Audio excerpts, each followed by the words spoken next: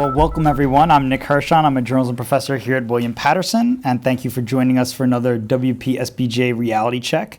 As you know, these discussions are sponsored by the Communication Department and the William Paterson chapter of the Society of Professional Journalists. As usual, I'm going to begin tonight with some questions that I have, but I want you as the audience to get involved too, so know that you can tweet questions throughout the night, hashtag WPSBJ reality check. I know a lot of you have already been posting questions, but any questions that you have about something that may come in the middle of the conversation, hashtag WPSBJ reality check on Twitter. Thanks, as always, to Dr. Rob Quick of the Communication Department for his support of the series.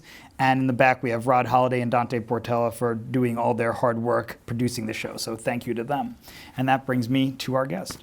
Bryan Hoch just completed his 13th season as the New York Yankees beat reporter for MLB.com. Lucky 13. Yeah. The official website of Major League Baseball. As part of his responsibilities, Bryan is in the press box in the clubhouse with the Yankees for almost every game of the regular season, plus spring training and the postseason. He is frequently on television and the radio and has authored 2 Yankees-related books that you see in front of us here tonight within the last 3 years, The Baby Bombers, which details the rise of Aaron Judge and the team's new core of stars, and Mission 27, a look back at the 2009 World Series champions 1 decade later. Before he covered the Yankees, Bryan covered the Mets, beginning with a blog that he started in his childhood bedroom as a high school freshman that developed into a career in journalism. So please join me in welcoming Bryan to William Paterson University. Thank you. Thank you for having me. So thank you for coming. Where do we start? Yeah. Well, since we're in a room of journalists, college journalists, I'd love to start with some advice for them and kind of the way that you built your path to journalism. Right. So going back to your college days, did you study journalism? How did you study? What kind of courses did you take? And were you involved in any student media like the student paper? How did you come to be a journalist? Well, as you mentioned, I actually kind of got a head start because I started that website, which today we'd call a blog, but it was 1996. We didn't know what that was. It was kind of the wild west of the internet. And we were talking dial-up days, and nobody really knew what a website was. And the Mets, as you mentioned, were my favorite team at the time. Mm-hmm. And there wasn't a Mets.com. It didn't exist. I mean, so I don't know what persuaded me at age 14 to start that, but I always had an interest in writing. I remember doing a class newspaper in 4th grade, and so this was something that kind of struck with me. I knew I loved baseball, wanted to write about it, talk about it in some form or fashion, and just very fortunate to come along when the internet was kind of this wide open space where anybody, whether you're a college student or a high school freshman, you can actually get in there and get your work read. And I think we're seeing that still here today. I think that now with social media, everybody's voice can be heard. That's for better or for worse, for sure, but the platform is certainly there. And so that started when I was in high school. It led to me getting an internship with the Mets. So I went from my high school graduation to 1 week later being at Shea Stadium in the front office for the Mets, and they had me come in and kind of see how the big boys did it. And once I got that foot in the door, I just never wanted to let it close. And so that internship didn't go anywhere, didn't lead to a full-time position, but it definitely helped me get connections where I could talk to people in the journalism world and get to know these people in the press box and see how they do it on a daily basis. And so while I did study communications in college, I feel like a big part of it was on the job training in a way too. Just being there, writing stories in the press box, kind of doing the job on the fly, and not being afraid to ask questions, not being afraid to make a mistake. You always hear you can learn a lot by watching, and so I definitely did that in the beginning. And it led to one thing down the road, just kind of taking any assignments that came my way, and eventually it led to the big job with the Yankees in 2007, and I haven't looked back. That's awesome. So then for the students, again, who are out here today, you were talking about some of the lessons that you may have learned on the job. So were there certain things that you didn't get in the classroom that when you were on the job kind of surprised you? What would be some of those tips that you can kind of share with them from behind the scenes? I think that it was huge to learn in the classroom the right structure of how to do it, because you're reading and kind of almost copying things out of the newspaper, and that can take you so far. But to actually have a real formal way of kind of learning the journalism craft and hearing people who have done the job speak about it, and this both in college and out in the field, I think was hugely important for me. I think that there's no substitute for actually going out and interviewing a source. You can kind of mock that up as much as you want in the classroom, but I think that when you're on deadline, when you're interviewing a player or even if it's not sports, if you're out covering a fire or something, there's no substitute for actually doing it. And sometimes it's going to be contentious. Sometimes that person doesn't want to speak to you.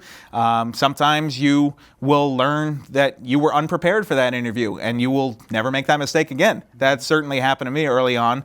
I think that what you learn more often than not is to do your homework, be prepared, probably overly prepared. And I think that when I go into an interview now, I probably don't even ask 50% of the questions that I've prepared, because you don't want to anchor yourself into going where the script is going to tell you. So just have that ready, do your research, and see where the flow takes you, because that's how you get the really good stuff. For sure. Well, I know they have a lot of questions about how they can get a start, and we're going to get to some other things specifically for them. For now, since our event tonight is sponsored by the William Paterson chapter of the Society of Professional Journalists. It's one of the nation's oldest, most broad-based journalism organizations. But you're a member of a different organization, and a lot of us are, in niches in our reporting that we then belong to those organizations. So you have here your press card for the Baseball Writers Association of America, and so probably a lot of students, especially if you're baseball fans, know the baseball writers vote on the Hall of Fame every year. That's one of their major duties, at least publicly. That's what we associate them with. So can you speak to the importance of belonging to that sort of organization? Is it good for networking, or why are these kinds of journalism organizations like SBJ or Baseball Writers important? I think it's hugely important that you're unionized in a way, and that you have each other's back. I mean, we just had our annual meeting yesterday out at Citi Field, and to have those people in a room and realize that you're not alone. And a lot of the stuff that we discussed were access issues. Those come up from year to year. The Yankees are making it difficult for us to get to player X. What can we do about that? The Mets are doing this. What is that allowed? Should it be allowed? How do we remedy it? Sure. I think that's an ongoing fight. I think in all sports and all journalism fields, really, is access, and really having the privilege to do this job and do it well. I think that it's hugely important to be part of that organization, and I've only relatively been part of it for 4 years, because they did not allow internet. So even though I've done this job for 13 years, things move a little slow in the baseball world. So sure. A lot of the ink stain guys from the newspapers were fighting that tooth and nail. But this is the future, and this is where internet coverage is where it's going to be. I mean, I think that 10 years from now, everybody's going to be either reading it on a tablet or online. I mean, the print newspaper is dying. I don't think that's any secret. So I think that being part of an organization like that, where we can not only vote on awards, which is fun, and that's a great privilege, but I think it's more importantly that we're banded together, and we're not just kind of lone wolves out there fighting for access by ourselves, because let's be honest, one person shouting against Major League Baseball is probably not going to get a whole lot done. Right. So it sounds like there's a spirit of camaraderie among the writers, even though you guys are competing for the same. We are absolutely competing against each other. We want to beat each other every single day, but at the end of the day, we live in the same world, the same universe. We're in the same press box for 162 games a year, plus spring training, plus the postseason. We're on a lot of the same 6 a.m. United flights. So I think that you spend that much time around people, you kind of have their back a little bit. For sure. So then one of the other things I want to show, we're going to play a video here in a second, because a lot of writers, when they were studying journalism, like myself, you really studied one aspect of journalism. You were going to be a print journalist. But we know now that there really is no print or only TV or only radio. Right. Everyone's kind of doing a little bit of everything. And to that point, you make a lot of public appearances, you call to be on TV, on podcasts, and so forth. So I want to play this clip that is from MLB.com, the reporter's inbox. I don't know what this is. It's your high school teacher now. This is the reporter's inbox. So when you're fielding some questions that I guess people have sent you about how the Yankees are doing, whatever, and I believe this is from earlier this year. But we'll play this clip, and then on the other side, if you can talk a little bit about, like, how do you prepare for this? How do you, grow familiar to this role? Okay, great. That's me. Do you think we will trade any youngsters since their stocks are so high right now? I think that if there's a need, the Yankees are always willing to talk about moving some of their prospects. You know, the one example that comes to my mind is for the James Paxton trade. They needed a starting pitcher, so they were willing to give up on Justice Sheffield and a couple other guys in that trade with Seattle. And, that might not be the best example considering that Paxton's on the injured list right now, but he filled a need. They wanted a front-of-the-rotation starter, somebody they could pair with Severino, and they were willing to do that. So Brian Cashman's always looking at that kind of stuff, but they would also prefer to keep those prospects for themselves. Clint Frazier's perfect example of that. There's been a ton of teams calling for Clint Frazier, interested in him dating back to before last year. Gary Sanchez, same situation when he was coming up through the farm system, on and on. And these are guys that the Yankees want to keep in the fold, if at all possible. So I think it's something they're open to. They've certainly traded prospects in the past, but the way we've seen it this year, there have been opportunities way more in the Bronx than we probably all anticipated for these young players to come up. So they did not trade any of those young players, by the way. Yeah. That's awkward for me to watch. Sorry. No, it's fine. I prefer the ones, if you noticed, they had me reading those questions off my phone. Mm-hmm. Those were tweeted to me. And it's always an uncomfortable transition where I'm kind of hosting with myself and asking the question. I always prefer when they have the earpiece in and the studio, but we got it done. Yeah. So any tips about how did you become kind of comfortable with that, being on camera when maybe you didn't prepare for that when you were in college? Yeah, I definitely did not do enough video. I wish I had done more. If I had known, we're going back now to 2002, 2003. I was still very much in the mindset where I want to be a journalist, I want to write.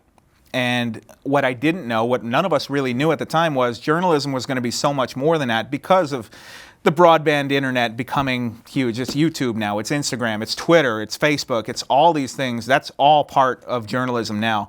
And so the on-camera stuff definitely came later to me. I remember the first time MLB Network called me, I was shaking like this on camera. And I don't know if you could see it or not in the camera, but I knew it was there. And so it's like anything, it's repetition. The more you do it, the more comfortable you get. I tend to just kind of find a spot and focus on it, and so I'm looking at maybe a part of the camera or something. Maybe there's like a code on the camera, and I just focus on the number 6, and I'm talking to the number 6, something like that. Just something small that I forget everything that's going on around me. Because if you watch that clip, there's batting practice going on, there's baseballs flying by me, there's whizzing by me, there's players running by me, and I really just have to lock in on one thing, and otherwise I'm going to lose my point or train of thought. So that's a little bit about how it goes. I think it's still a work in progress, but I'm getting there.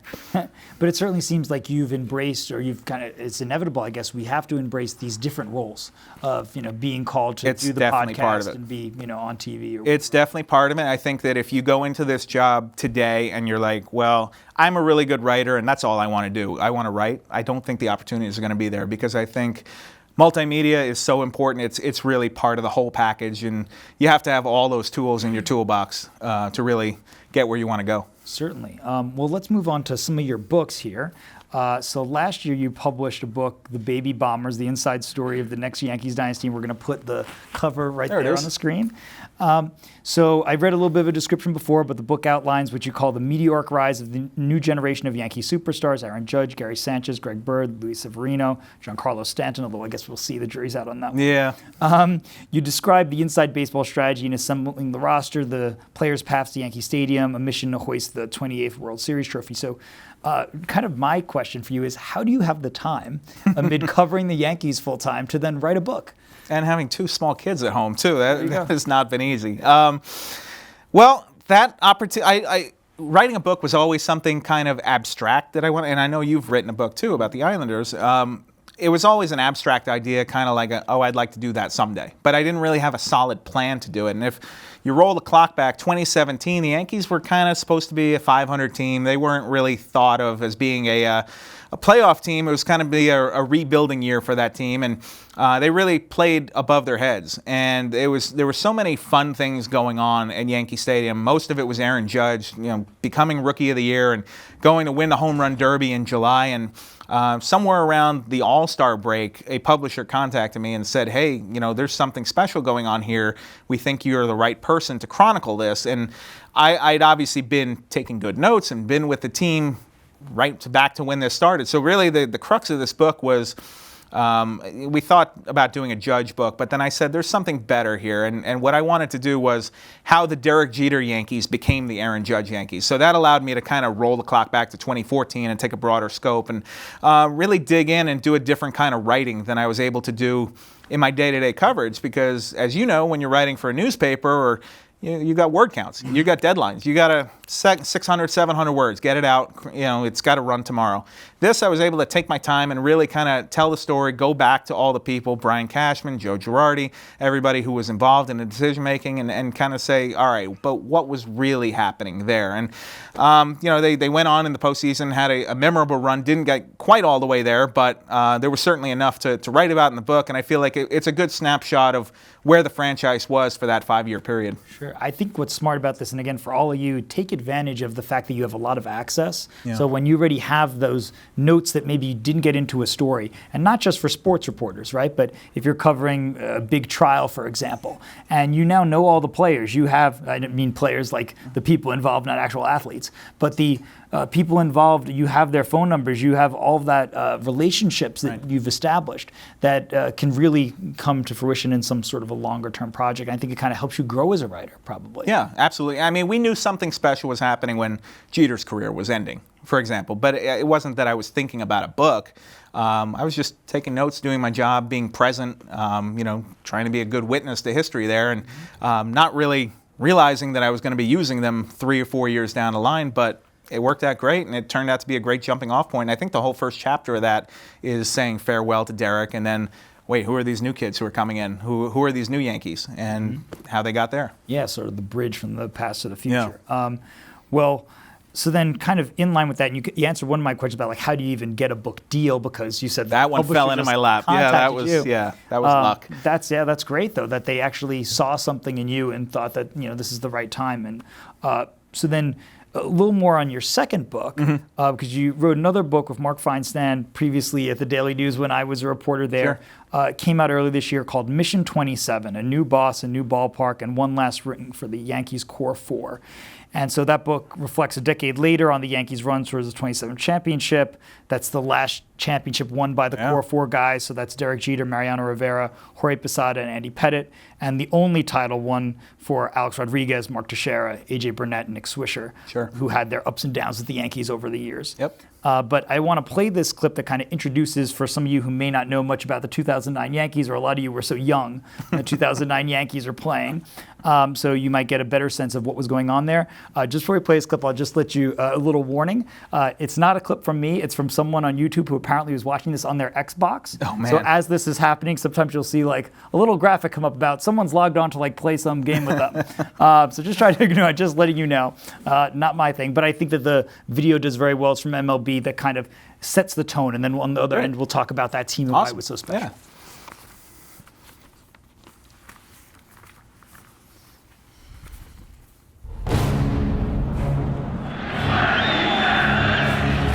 '27. 27 outs for their 27th championship. It's more than a number. The power of pinstripes, a relentless determination to bring the World Series title. Back in the Bronx.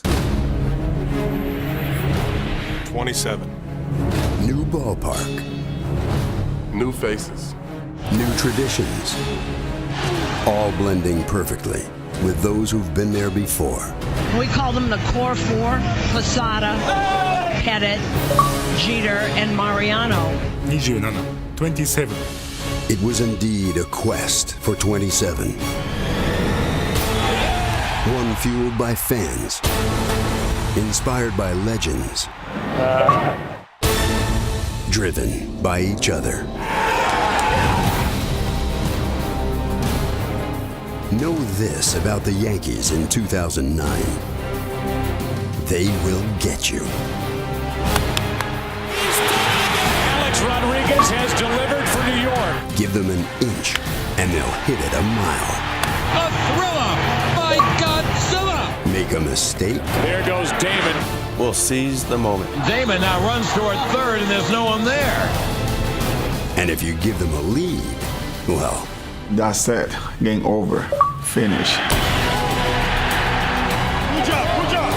27. It is more than a number. It is the essence of a team with so much heart, pride, and passion. Together, they achieved what they set out to do. Win. 2009 right here. Win. Win. They were so young. Oh, man. Yeah, it was like the young CC Sabathia. I know. Time, It's a and, baby. I know. So seeing that stuff is kind of incredible. But, again, for them maybe thinking about someday wanting to write a book, how did you pick this subject, or this subject kind of pick you, as I guess happened with the other book? Well, Mark and I have kind of been intertwined in weird ways. When he left MLB.com, I got word that he was leaving for the Daily News. And so I had been freelancing for the Mets at the time and just happened to be at the winter meetings and made it known that, hey, I would like to go across town. I know you think I'm a Mets guy, but I could totally be the Yankee guy. And so, got very lucky, fortunate, and wound up taking that job when he departed. And so now he's back at MLB.com, and we had been kicking around an idea, what could we do as a book project together? Because I had this one out, and I didn't really feel ready to take on another one by myself. But if I could do one with somebody, I thought that would be a more manageable workload. And what we kept coming back to was 2009, and this is in the summer of 18. And we realized the 10-year anniversary is coming up. Most of the guys on this team have either retired or are kind of fading out the way CC Sabathia was. We knew that he was going to be near the end of the line. And that team didn't really get its due at the time, I didn't feel, because for two reasons. One, they bought all these big free agents, brought them in, and people say, well, that's what they were supposed to do. You spend on $500,000 of players, and they're supposed to win the World Series. Secondly, we didn't appreciate that was going to be the final time we saw Derek Jeter hold the World Series trophy. Same for Mariano, Andy Pettitte, Jorge Posada. Who knew? We figured when they're on that day, well, they'll win in 2010 or 2011, 2012. There's going to be more to come, and there wasn't. And I think that shows how hard it is to repeat in today's baseball world. You don't really see it. But it was also a special group that I thought, for a lot of reasons, didn't get their due, and there were definitely stories to tell. And the great part about it was when we started reaching out to the guys, especially the guys who were retired, their guards were way down, and we got stories that we never would have heard in 2009 because they're very focused on their job, and there's always a game to play. And I think for these guys, when there's no game tomorrow to play, they kind of take a step back and realize, all right, that was pretty cool. That was a pretty cool time. And yeah, what do you want to know about it? And so, we had long conversations with so many players on that team. And my favorite story in the book is about this birthday party that Alex Rodriguez had at this mansion in Westchester. And, they have a day game. They all go to the mansion. And, it's a very swanky affair. It's catered by Nobu. They're all in their tuxedos and ties and everything. And AJ Burnett and CC Sabathia look at each other, and there's a big Olympic-sized swimming pool. And he says, we're winding up in that pool at the end of the night. Oh, hell yeah, we are. And long story short, they all wind up in with suits and ties on, except for one player, David Robertson, who did not get in the pool, and he was pissed about it because Alex had bought him that suit, apparently. This is all stuff we found out years later. It was the most expensive suit he owned. It was a $2,000 suit, and he didn't want to ruin it. And so eventually Kevin Long, the hitting coach, told him, are you kidding? He'll buy you another suit. Get in the pool. So stuff like that it kind of illustrates how close that team was, which I don't think every team in professional sports is now. That was a group that really enjoyed being together, and they won together, which is why we're writing a book about them too. Right. It was a really fun project to work on. I liken it a lot to going back to a high school or college reunion and hanging out with guys that you hadn't seen for a while, because once we got them started, the stories just started flowing. Sure. And I think we have the cover of the book that we can throw up as we talk a little bit about this. But so with this one, did the publisher, again, kind of find you? Or this one we shopped. This one was kind of a passion project that we wanted to get out there. And so we hired an agent and came up with a book proposal. And to be honest with you, neither one of us really knew what we were doing. I'm sure the first thing we did was Google how to write a book proposal, But it got it done. And I think that we were able to demonstrate, first of all, the access that we had in 2009. We were both on the beat. And so we were able to kind of lay out what the book could be before we even did a single interview.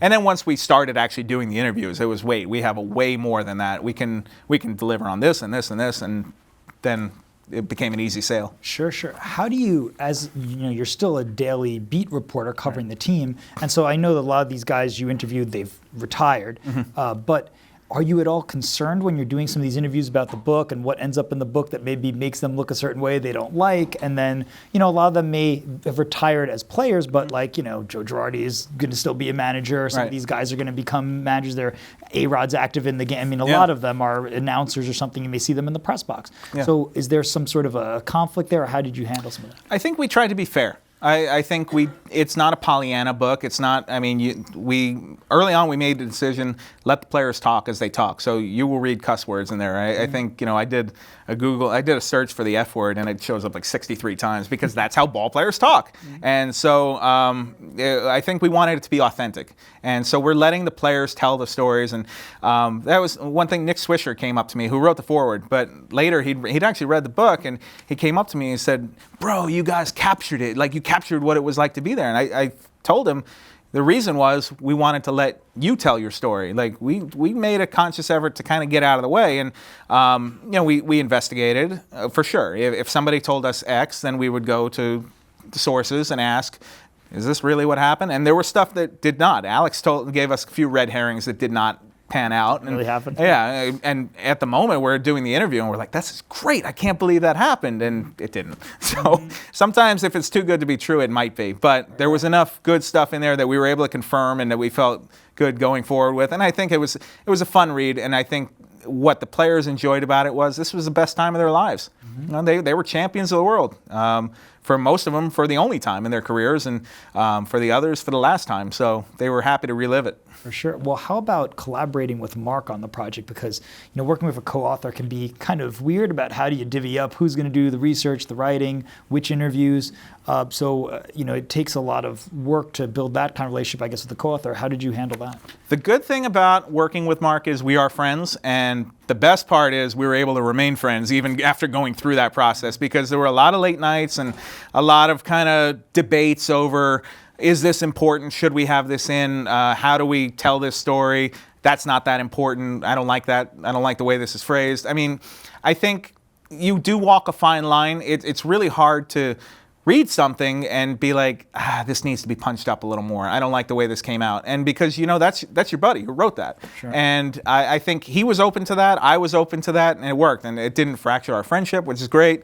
And I think the bottom line was we wanted, when that book came out on the shelf, we wanted to be proud of the product and to not have any regrets and look at it and say, chapter 14 should have been better. So I feel like we were able to come away and be happy with the product, and we're not looking to do another one quite so soon.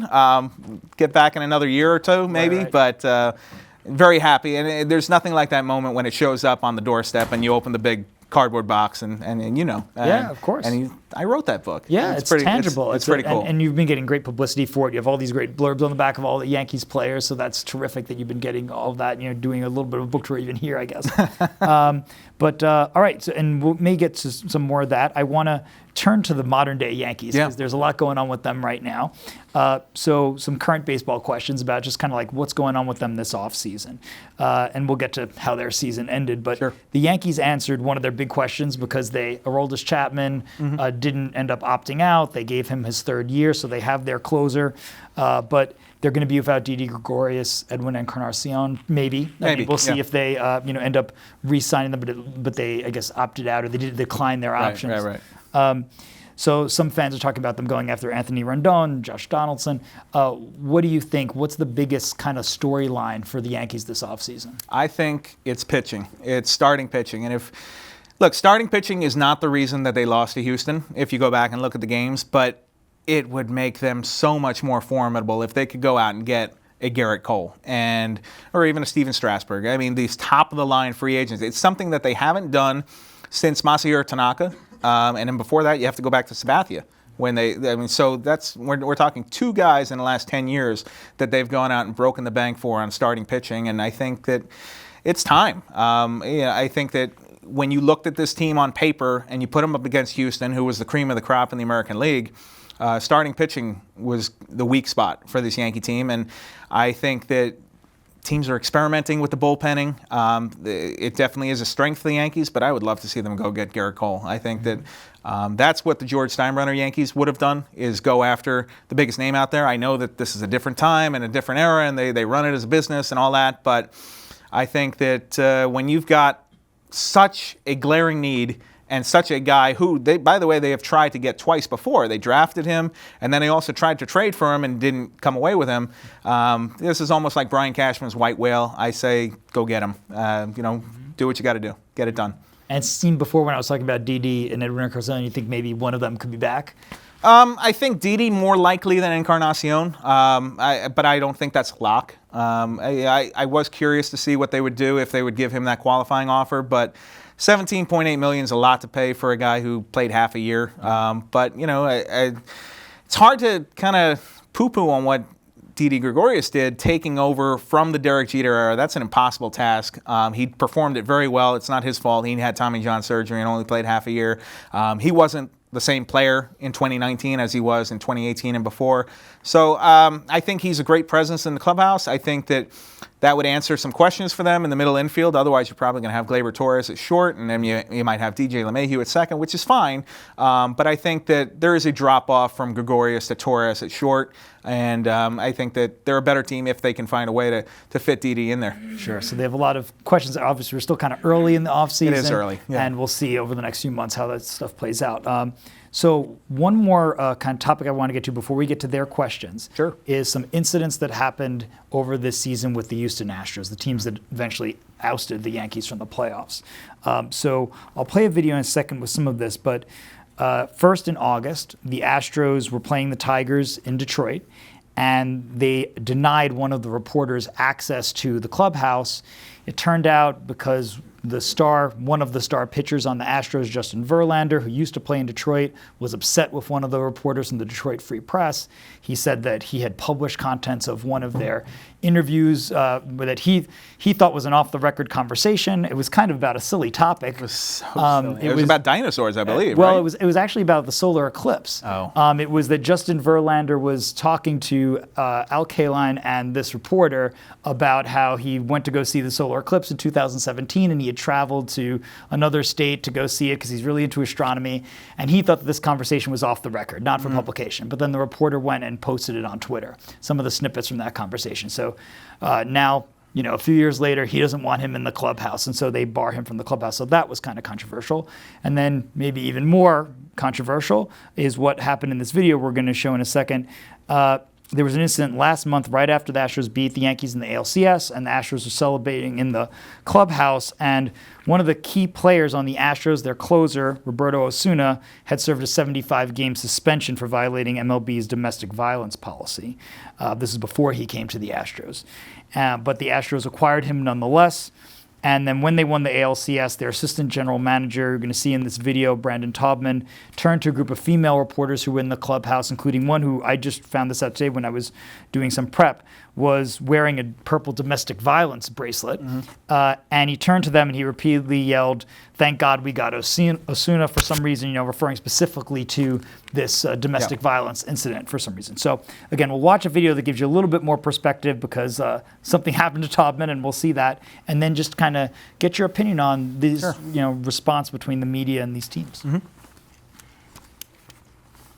More breaking news. The Houston Astros have fired their assistant general manager, Brandon Taubman, for inappropriate comments made during the team's clubhouse celebration in New York Saturday. He repeatedly said he was glad the team acquired pitcher Roberto Osuna last season, who at the time was facing domestic violence charges. Sports Illustrated reported that Taubman directed his comments at 3 female reporters, including one who was wearing a domestic violence awareness bracelet. In a statement today, the Astros saying, in part, they were wrong in their initial investigation into these comments, and they now apologize. Jason Bristol is following this story live from D.C. Jason, what happens next?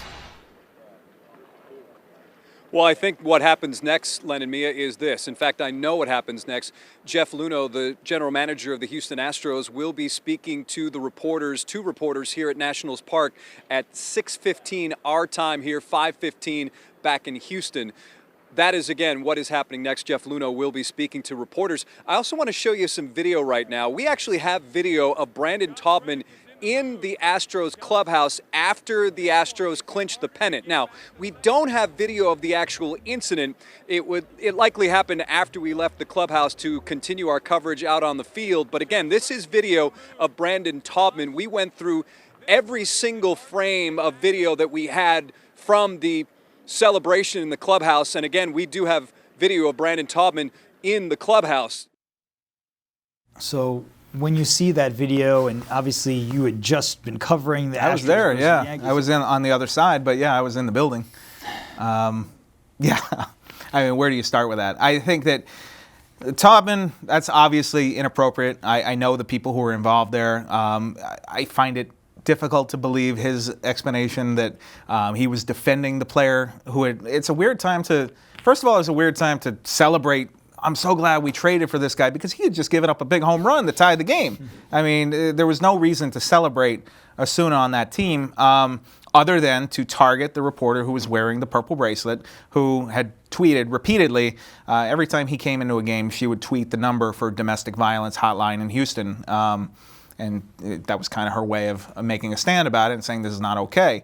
So that was definitely targeted. But the worst part was the Astros PR department covering it up and attacking the credibility of the reporter who reported on this and had the story out there with multiple sources saying this happened. And the Astros said, absolutely not. This is a fabricated story. It did not happen. And then, they, as you saw, they finally had to walk it back.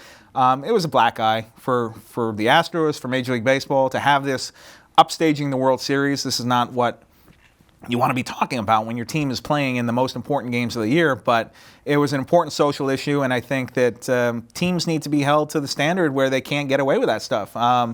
You can't, look, if a thing like that happens, my problem more than anything was with the PR department trying to essentially bully Stephanie Epstein of Sports Illustrated into taking her story back when it was absolutely factual and calling her character into question as a journalist. They essentially tried to ruin her career and essentially had to walk back and say, oops, our bad. Well, I don't think that's good enough.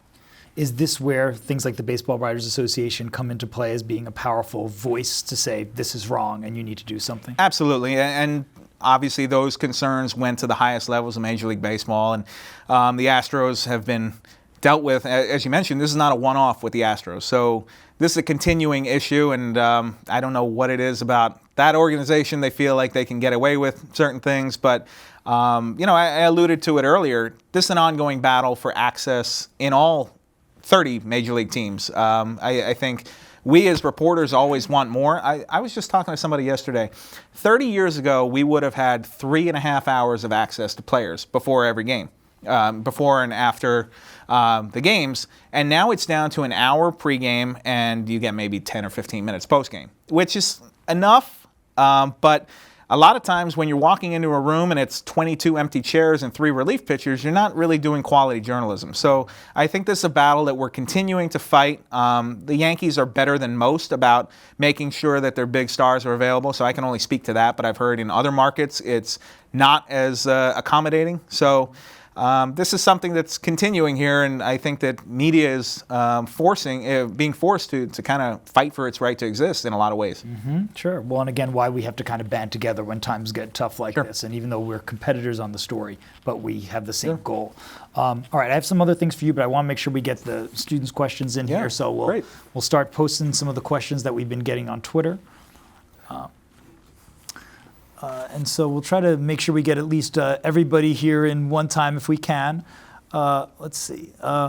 Is there any you want to pick out, and you can go for it. But I'll start out with Leslie Campos here, who's our secretary of our SBJ chapter. She says, "What do you think sets sports reporting apart from other reporting industries?"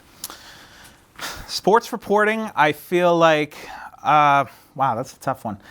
I think that in a lot of ways, it gets a bad rap as kind of the toy department of the newspaper. It's the fun stuff in the back of the paper. It's the back page. More often than not, it's not the front page. It's not news. It's not hard-hitting politics. But What I enjoy about it, I mean, there are stories to tell, and especially baseball. I feel like it's such a long season. There's so much of an opportunity to get to know the characters in the sport.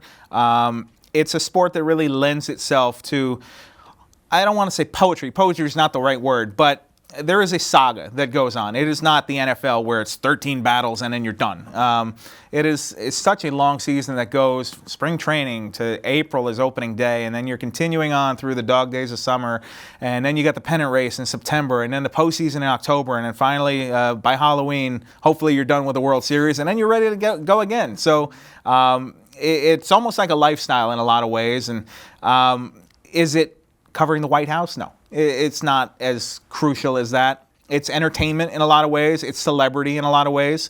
The characters in these books, they are entertainers and celebrities, but they are also massively important. It's also big business. There's billions and billions of dollars at stake here. So it's a little bit of a kid's game, and it's also got a lot of real world aspects here, and obviously it's hugely important, especially in New York, big major media market, sports market. So I feel like you get a good taste of pretty much everything, and as we just talked about with Osuna, sometimes real life filters into it too, and you're talking about real serious issues too that touch on the sports world, and it's a jumping off place. It's a place where you can kind of start a conversation. Yeah, I think that's an important point too. I've had students over the years who view sports as just, you just report on the games, and they say, "Oh, I'm apolitical. I don't want to focus on business. I'm not interested." That's all part of sports. Yeah. These are businesses.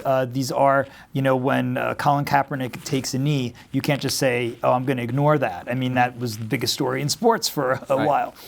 So you have to kind of pay attention to those other storylines.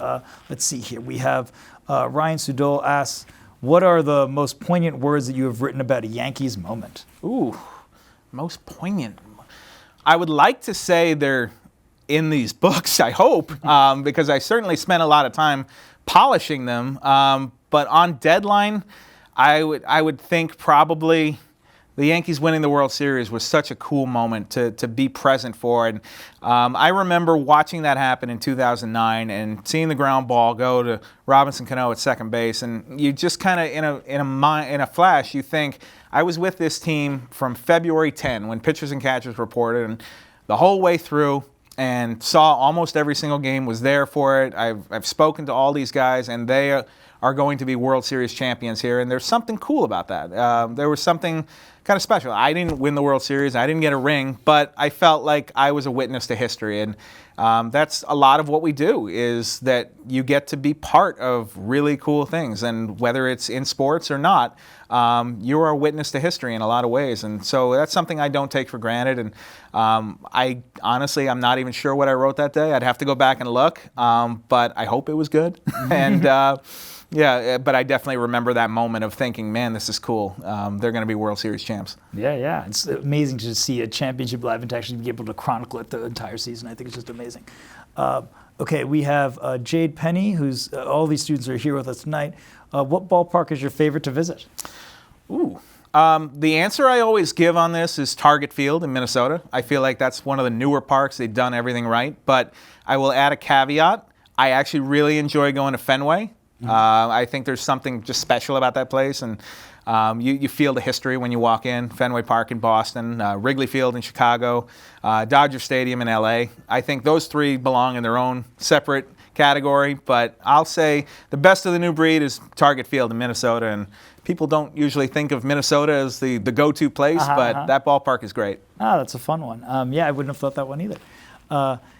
Eddie asks, what advice would you give a college graduate in today's multimedia market? And he also says, #follow me back, bro. I will follow you back, yeah. I would say get writing, get out there. I mean, the best part about what you're living in right now in the internet world is you have access to all this stuff. You don't have to wait for a newspaper to hire you to begin writing and assembling a clips packet. Start a blog. I mean, go on and make a YouTube channel. Do anything. I mean, just get the experience and get your name out there.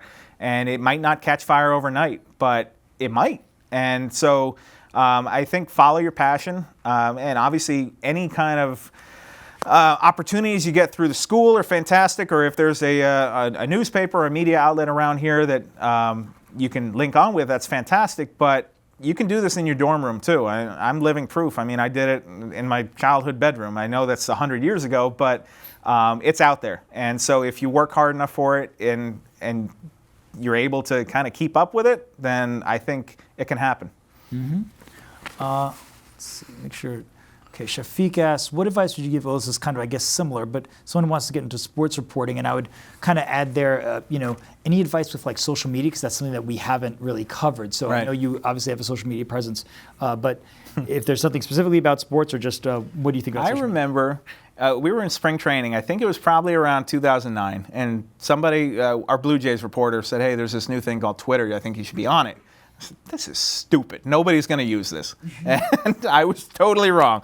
We were doing the ats and the hashtags. I said, this is ridiculous. Nobody's going to ever want to do this. And here we are 10 years later, and it's the biggest thing in the world. And the president's tweeting on it every single day. And but that's a whole nother story. We can dig into that if you want. I think that the one thing I do caution people about with social media is it is forever. And so you want to create a brand. I mean, what I do when I tweet, when I'm Instagramming, all that it is to get Yankees news out there. But on another level, I'm also kind of tweeting that for myself. I want people to know that when Bryan Hoch tweets about the Yankees, you can trust that it's factual, that it's true. And somebody in college told me, it takes years to build trust, but only a second to destroy it. And I think that's something that I've always kind of stuck with in my mind, especially now when we do, for example, the winter meetings in December, and you've got 500 reporters in a hotel lobby just dying for any kind of morsel of news, and they're throwing whatever they can at the wall, and if it sticks, great, and if it doesn't, it's forgotten. I don't subscribe to that. I think that if you have one too many non-factual tweets to your name, I think people are going to start to suspect that maybe you don't know what you're talking about, and it's going to hurt your brand, so to speak. And so, we talk about all Instagram influencers and all that, and I'm not one of them, but what I am trying to do is to make as a Yankee fan or a news consumer that if I say something is happening with the Yankees, that you can trust that is true. And so I think that that's important for, and also, I mean, look, you may be in college now, but 5 years from now, you won't be. And be careful what you tweet, because it is forever, and you don't want that being dug up. How do you balance when you're talking about like the speed versus accuracy? I guess a little bit of, when a player is going to sign with a team or there's word of a trade, you want to be the first one to kind of report it. Of you course. See all of these sports reporters saying like, Brian got it first, or Ken Rosenthal got it first, or whatever.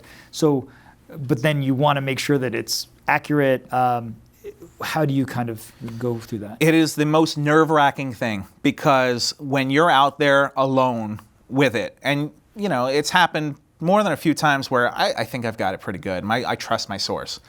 Maybe it's not 3 sources like I would hope, but I trust my source. Why would he be telling me this if it wasn't true? And I mean, in today's news environment, it moves so fast. We used to be on a 24-hour news cycle. Now we're on a minute-to-minute, second-to-second. My scoop may only last 15 minutes, but you've got that out there and nobody else is reporting it, and it is terrifying. It's like, I believe that I have it right, but I don't know for sure that I have it right until the team is going to actually confirm it. That is a scary moment to be out there all by yourself. So I think it comes down to knowing your source, having put in the time to develop that relationship, and to trust that they're not going to mislead you or not use you for nefarious purposes. And I've certainly heard of that happening. It hasn't happened to me, knock on wood, but I think that there is definitely a balancing act to it, where you want to be first, but I'd rather be right. Yes, for sure. That trust and responsibility you're mentioning. Okay, let's try to get a few more in here. Alan saying, any thoughts on the death of Deadspin, or maybe a eulogy? What do you think about that? Did you read Deadspin much? I'm familiar with it, of course, yeah. I don't agree. I'm probably not as well versed on it as some people are, but the whole stick to sports thing made no sense to me, because I thought that was part of the value of that organization, was that they were kind of freewheeling. They did mostly sports, but they didn't have to, and I thought that was very short-sighted. I'm not sure what the corporate overlords there have in mind. I would hope they have some kind of plan in mind, but it sure doesn't seem like it. So, they were, I didn't always agree with everything they published. I didn't love everything they wrote, but it was definitely a good read. And it was always entertaining, put it that way. And I think that when you start handcuffing your writers and saying, yeah, all right, you can't do this, you can only do this, stay in this lane, I don't think it helps the product at all. Right, especially something like sports that transcends, overlaps with a lot of these other areas like politics. Nadia, who's our co-publicity chair, is saying, what's your best advice for a college student looking to pursue the sports journalism industry? I guess we've already kind of had some angles on this before, but do you have any other sorts of advice? And I always like to frame this as, now that you're in your position, you've probably seen a lot of interns come through MLB.com. You've seen them maybe make some really bad mistakes, or you've seen some really succeed. So are there any traits that you can kind of single out of what makes those stand out? I've had probably run the gamut because we have an internship program. So essentially, for every summer, I have a second beat reporter, and I try to treat them as an equal. It's not a go get my coffee kind of deal. It's you're the second beat reporter here, and I'm going to trust you that you know what you're doing to cover the team. And a lot of times it's sink or swim. You can tell pretty quickly if somebody is going to be overmatched or if they're ready for this. And most of them have been ready for it, which has been great. I think that you can't be timid. You have to, I think that the first thing I always say is read everything you can, whether it's books, magazines, newspapers, the back of a shampoo bottle. There is stuff that you can take from it because you will learn what you like and you will learn what you don't like, and somehow that will influence your writing a little bit. And I think that as far as interviewing goes, I think it's great. I think I spoke about preparation. Go in there with an idea. I hate when, I'll see it a lot, when young reporters will go into the clubhouse at Yankee Stadium and just kind of stand there in the middle of the room and wait for a group interview to break out, and they're just kind of playing with their phone. And I mean, you're here to do a job. So come in with an idea. You may not get your exclusive with Aaron Judge today, but be prepared in case Judge is sitting in his locker and you make eye contact with him. Hey, Aaron, you got a few minutes? Sure. It can happen. So be prepared, I think, would be my best advice, because otherwise you're just loitering. And, so I think that that's a big thing that I see young reporters do that a lot, because especially in New York, it's easy to follow the pack. If you're in these locker rooms, you just wait for a group to kind of congregate, but your reporting is not going to benefit from that. You're just going to have the same thing that everybody else has. So what I try, my goal is, and every day it doesn't always work out, my goal is to have something in my story, some detail that nobody else has. And so it doesn't always work, but that's my goal. Mm-hmm. Well, just as an addendum there, since you're talking about the interns, what are the steps if people right now want to intern at MLB.com? I know you're not the internship coordinator. I'm not, yeah. But do you know anything about what kind of steps would they follow if they're interested in interning there? Yeah, they're on the right path. I mean, you're here. So that's where we draw the internship program from. And it's changed over the years, but we are accepting applications for it. And I'll make sure Nick here has that contact info and get a clips packet together. Unfortunately, there's only 30 jobs in the country because there's 30 teams. So it is highly competitive, but it is a dream opportunity. And I've seen a lot of great journalists get their start by interning. Sure.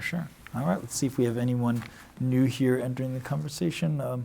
Lainey saying, had you ever thought about reporting for any other sports? Yes. The travel schedule on football would have been great, but now that I've been at MLB.com now for 13 years, baseball was always my number one. I feel like it's a job that you really have to love baseball to do it. Otherwise, the schedule is going to be a grind, and it's really going to wear you out. But, I mean, I wake up in the morning, I think about baseball. I go to the ballpark, and I get paid for it. I mean, that's a dream job for me. So I'm very happy where I am. I like to watch a football game. I like to watch hoops and hockey, but I really enjoy not having to write about it, that I can enjoy those sports still as a fan. And so even when I'm off the clock and I have a game off and I'm watching the Yankees on TV, I've got that itch. I'm like, I should write something about this. Let me make a call and make sure that they know to put this in the story. Yeah, those other sports, I can watch the Jets and be terrible, and I don't have to care all that much about it. Yeah, well, they always say, like, don't research what you love, or don't, like, I guess report on what you love because you may grow to hate it, but it sounds like that has not happened to you. There was probably a time where it was kind of overwhelming in my younger days, but I think I've just really grown to appreciate the fact that this is a dream job. It's a great opportunity. I get to cover the most prestigious franchise in sports. And that's one thing about the Yankees. Whether you love them or hate them, people care. And that's what you want as a journalist. You want people to care about the topic you cover. Sure. And whether they're winning or losing, I mean, I'll be honest with you, I get this question a lot. Do you get mad when the Yankees lose? I don't. It doesn't change my day if they win 10-0 or lose 10-0, because I'll go home, my kids are there, and they're happy to have me home. But I think that the readers definitely care, and that's what's cool about it, is that you get to be part of this story, of telling the story, not just Yankees lost 10-0, but here's why it happened, here's how they can rebound, get better, and to know that there's that passionate fan base that lives and dies with every game. I mean, there's 162 one-game seasons for this fan base, and it's cool to be a part of. I don't know if the question's up here right now, but I saw someone had tweeted this out earlier, and I thought it was a good one about, so obviously you grew up a baseball fan, now you're in the Yankees locker room. How do you avoid some of that fanboy nature? You're standing in front of Derek Jeter at his locker. How do you kind of get over that and say, I have a job to do? That has been knocked out of me for a long time now, but I will tell you, so I mentioned that I was 1 week out of high school when I got that internship with the Mets. And I grew up a huge Met fan. I went to all the games at Shea Stadium. We used to buy the upper deck seats and slip the usher $5 so we could get down near the dugout. And this is back in the Mike Piazza days. And so I got that internship, and 1 week after graduation, I'm standing in Bobby Valentine's office. And I'm part of this group interview, and my head is starting to swim. I'm getting dizzy. I'm like, I don't belong here. What am I doing in this room? And so I think it took some time to definitely, but I say this a lot. It's almost like the Wizard of Oz. Once you see behind the curtain, you realize that these are not superheroes. They're athletes, and they're doing a job. And the more you get to know them and speak with them, I definitely, that melted away. The kind of hero worship that I think is part of fandom. I don't begrudge anybody for that. I think it's great to go to the game, have a beer and a hot dog, and cheer for your favorite team, but it doesn't serve us well in this profession to go in there. And there's a reason there's no cheering in the press box. That's a saying. And every once in a while you'll have that. You'll have a guy who's cheering a big hit, and you get all these dirty looks. Who is that? Who is that guy? It happens, but I think that you want to be professional, and I almost talk a lot about how it's like being an umpire. You're impartial here. You want to tell the story of what's happening on the field. You want to tell the stories behind the stories, but you're not cheering for the laundry, as Jerry Seinfeld said. And that's why I say, if the Yankees win or lose, it's not going to affect my night one bit. Now, granted, it's more fun to cover a winning team than a losing team. So I think in the grand scheme, I would rather the Yankees go to the playoffs every year, because even if it's going to keep my year going later, and because those stories are great. That's compelling. That's great theater. Yeah, I mean, that's the nature of sports coverage, I think, and politics coverage, too, is that you say, I'm not rooting for this candidate or this team, but your fortunes are tight. If the Yankees didn't win that World Series in 2009, you probably wouldn't have had that book deal, you know, or maybe it would have been a different kind of book, wouldn't have sold the way it did. So, I guess sometimes reporters' fortunes are tied with the success. Yeah, if you're covering a presidential race and your guy is going to win, that's more compelling than a guy who drops out after a week. Right. Yeah, so that's part of it. But it seems like you've kept that good balance. We'll throw a few more out there. Let's see. Sandy didn't get in here yet. She says, as a reporter for such a major team, how do you handle reporting upsets versus the times when the team is doing very well? Okay, so like when the team is struggling? Yeah, I guess the struggles versus when they're winning. There's definitely a story to tell. Either way, the most boring thing is a mediocre 500 team. You don't want a team that's 81-81. You want a team that is either a world beater or they're really bad, because that means they're going to tear it down and there's going to be big changes and stuff coming, and that's going to be fun to explore too. A team that's just kind of treading water and it's dull. So I think that when a team is struggling, and in baseball, you get these. Teams are going to lose 5-6 in a row. It just happens. It's such a long season. And like I said, there's panic in the streets, of course, in the fan base. But I think that the players are very good about you'll hear these cliches, one game at a time. We just got to, we've got to go out and take care of business. They believe that because it's true. Now, just because they lost the last 5, they're not going to lose today's game. So I think that we take our cues a lot of times from the players in that facet. Now, look, if the players are sitting in their lockers and ripping their hair out and saying, "Oh my God, we're never going to win another game," then I'm going to write that. Sure. I mean, but it just doesn't happen that much in this sport. So I think that if there's panic in the room, you sense it, and that's part of what's great about being a beat reporter is you can kind of take the temperature of the team rather than just somebody who comes in off the street for one day. You can sense when there's a shift, and it's happened at times for sure. Last year, when the Yankees were racing with the Red Sox for the division, you could sense a shift when they just gave up and they were like, "Man, Boston is too good. We are not going to catch Boston this year." And they were playing for the wild card, and then obviously they didn't get past Boston in the postseason. Boston was having one of those special years that, they won 108 games. They took care of business. It was obviously a different story this year. But so I think that when you're around, you kind of sense that shift. And I think that's the value of a beat reporter is that you can kind of give that insight into, well, I can tell that this is because this is happening. Sure. Yeah. And kind of to the earlier question too, I think that sometimes when a team isn't doing so well, there are some very interesting storylines that come out of that. Absolutely. Is the coach going to get fired? Is anybody's job on the line here? Are they going to make a trade? There's definitely turmoil is good for business here because it definitely creates headlines. Sure. So no matter which way the wind is blowing. Okay, let's see. A few other new questions. What is your routine when reporting during the season and off season? That's a great question. Yeah. Great question. So for a 7 o'clock game at Yankee Stadium, I'll typically get to the ballpark around 3. But I've started my day before that. I read all the clips. I read what's in all the newspapers, what's out there on the blogs, Twitter, that kind of stuff. I'll try and come up with my story ideas. And generally speaking, I'll do one pregame notebook. We'll talk to the manager, Aaron Boone. I'll get some player comments on whatever the trend of the day might be. Maybe there's an injury update. Maybe there's something to follow up on from the previous night. Then first pitch, I'll be doing a running game story that's due at the final out. And that's 4 to 5 graphs, no quotes, just kind of bare bones AP style. Here's the final score. Then we go down to the clubhouse again, and then I'm going to flesh that out. Then sometimes there's one story, sometimes there's 2, sometimes there's 3. Depends how much is going on with the team that night. But on the easiest of nights, that is one story where you're going to go talk to your starting pitcher, your star player, and essentially, once I'm filing that, I'm already kind of rolling the clock forward to the next day and thinking about, all right, so what did this game mean in the great context of the season? Is this just one game, or is this a trend of something else indicative? Where is this team going from here? And so, rinse, repeat, go back and do it again. And that's the thing about baseball. It is an everyday sport. So there's definitely a lot of content that gets cranked out. I would think we're probably doing upwards of 25, 30 bylines a week, sometimes more. It's the Yankees. So they always say the Yankees will provide.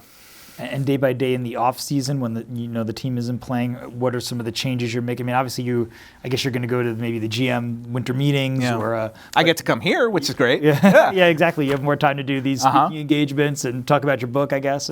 Yeah. The good part about the off season is I don't have to go to the stadium every day.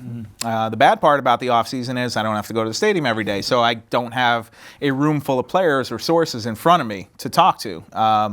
That's the best part about being at the ballpark is not so much the games, but knowing that, Brian Cashman, if I need to talk to him, he'll be on the field for batting practice. I can find him.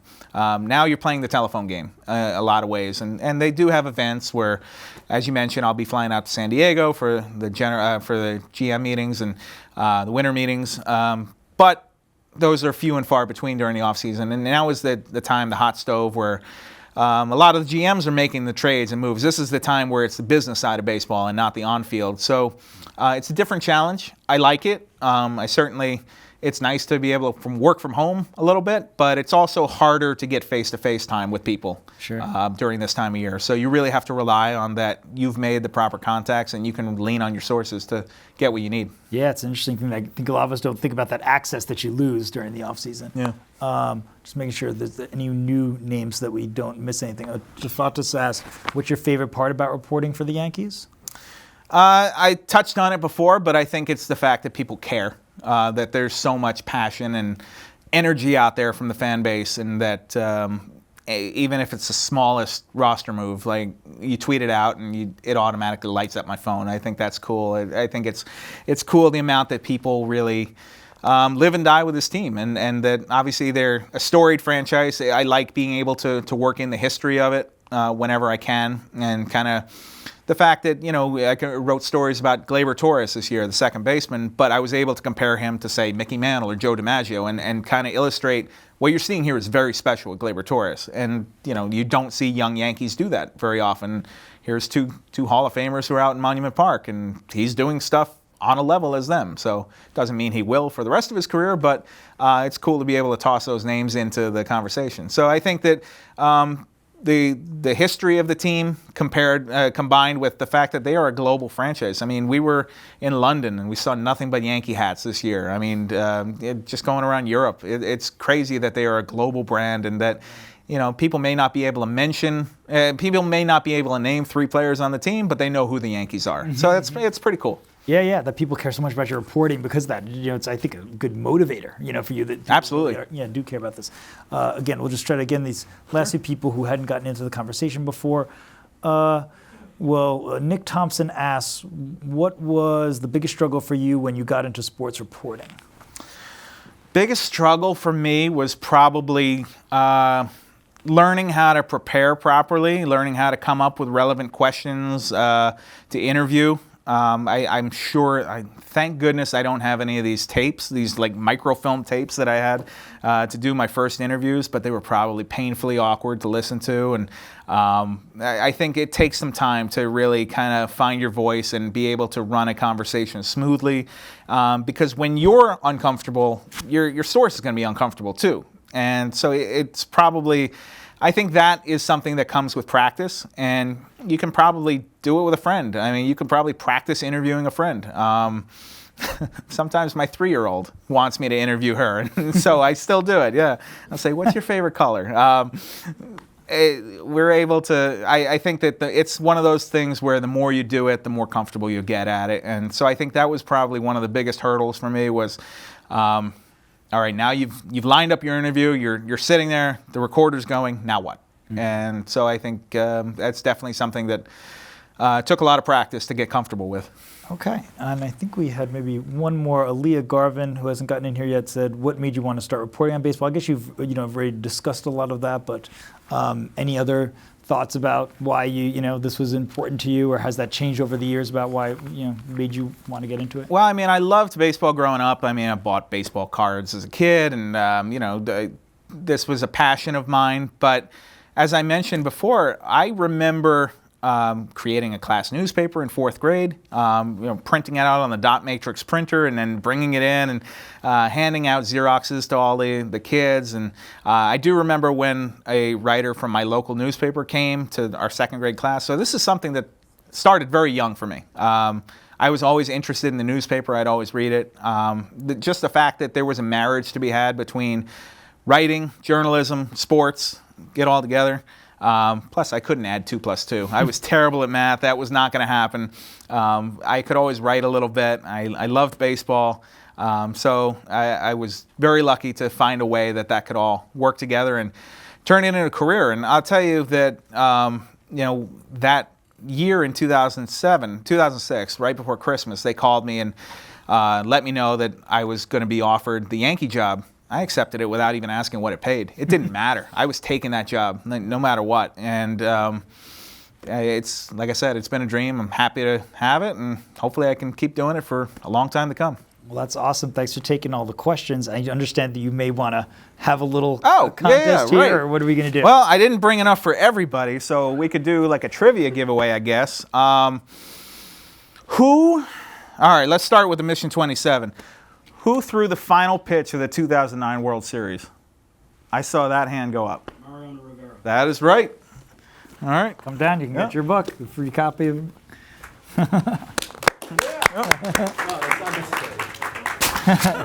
There you go.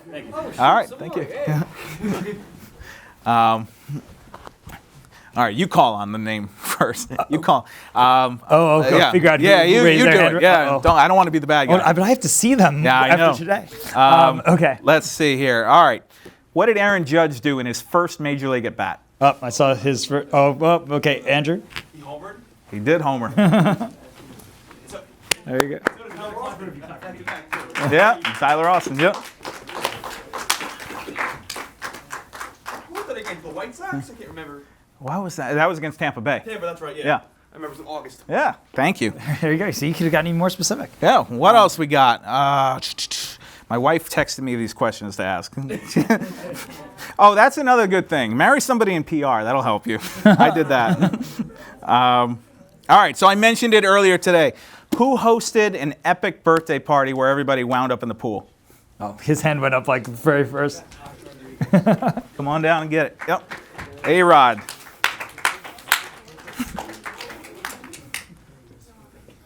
Sure. What do you think? One more? Yeah, are you willing to get? Can we? Yeah. Think of another got to think of question. A good trivia question about the baby bombers. About the baby. Oh. Yeah. How many home runs did Aaron Judge hit in his rookie season? Oh my gosh. I think I saw Anthony's hand go up first. 52. Wow. Wow. All right. Sorry, I'm out of freebies. There you go. But he certainly. Thank you so much. Yeah. Thank him for doing this. More. We've never had. It's like our Oprah episode.